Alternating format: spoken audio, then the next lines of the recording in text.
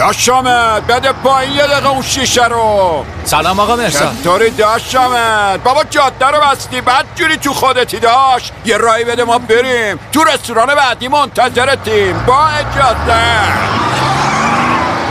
ای بابا چقدر طولش دادی، غذا سرد شد. چلو کباب از دهن افتاد. واقعا دستتون درد نکنه که برام صبر کردین. آقا ما همیشه آهسته و پیوسته میرونیم دیگه. چیه بد جوری تو فکری؟ داستان چیه؟ تو فکر دخترم هستم. آخه تازه تو دانشگاه قبول شد.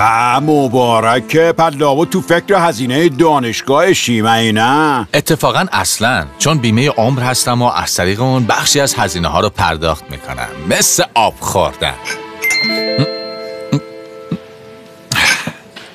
تو فکر این بودم که دخترم شهرستان دیگه‌ای قبول شده و باید از ما دور باشه. مرد حسابین که دیگه قصه نره. هزینه تحصیلش که جور شد، ولی خدا رحم کنه وقتی بخوای واسش جهاز بگیری اون روز دیگه کمرت میشکنه. اتفاقا با همین بیمه عمر و سرمایه گذاری بخشی از هزینه های جایزه هم تامین میشه آقا مرساد. همیشه فکر میکردم تو جاده که ازت سبقت میگیرم خیلی ازت جلوترم، ولی الان فهمیدم که خیلی تو زندگی ازت عقبم. منم دختر دم وقت دارم، به دادم برس. آقا مرساد هنوز که چیزی نشده، آینده هنوز باقیه.